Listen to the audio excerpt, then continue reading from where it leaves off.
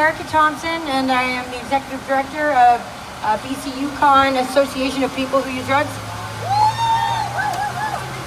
I came out here today. I had some allies, peers, friends, co-conspirators come out from Kelowna all the way out here to join us today, because this is a provincial crisis.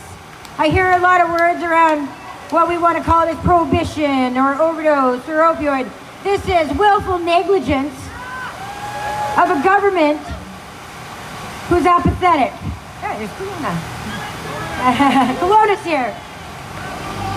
We no longer can accept anything other than willful negligence. With all the evidence, the stacks of bodies of our friends and loved ones and community members, and yet they still refuse to regulate safe drugs.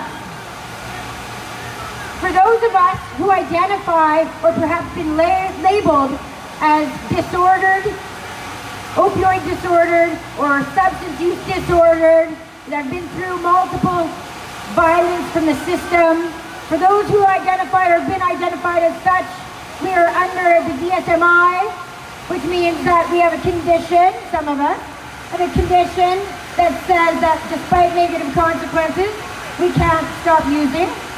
We've been labeled with this, and many of us have, and if this is so, then why would we be continually left to die if we have a disorder of this nature?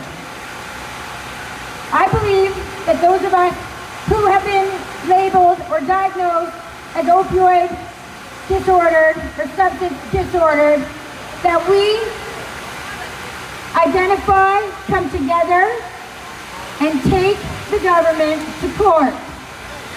This is willful negligence. This is a Section 7 that infringes our right to safety. This is a Section 15 that infringes our right to equitable healthcare services.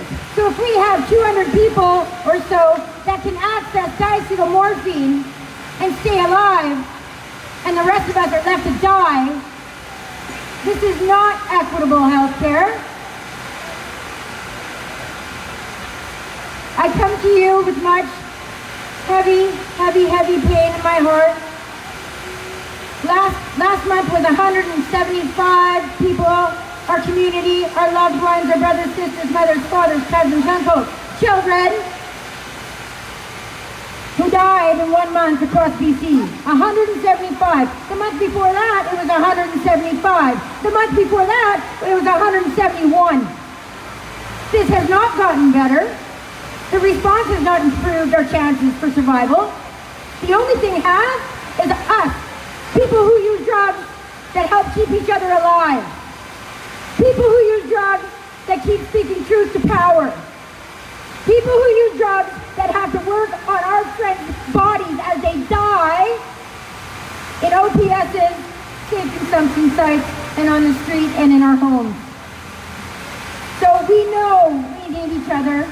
We know that we hold the answers, and we will continue to come together and break the fucking laws that are made to kill us, because this is only what has been left for us to do. We have asked politely, pussy politeness, it's pathetic. Over 4 years of this crisis, going on to 5th. We've asked for safe drugs. We've asked for OPSs, safe consumption sites, which are like bars for people who like to drink. We have asked, we've begged, we've pleaded, and now we're just gonna fucking do it. It's done.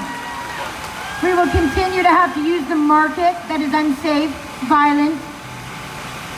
We'll have to continue to use that and navigate the systems and supplies of drugs that have continued to get more contaminated, more expensive. It's fucking garbage. But if you've been diagnosed, like I have, with a substance use disorder, we will continue to use garbage because we have no choice. So together, come out and visit me over there. We'll talk about substance navigation and provision. That's called ethical drug dealing. This is not a criminal initiative. This is a healthcare initiative. So come out and see me over there, and everybody, please be safe. Thank you.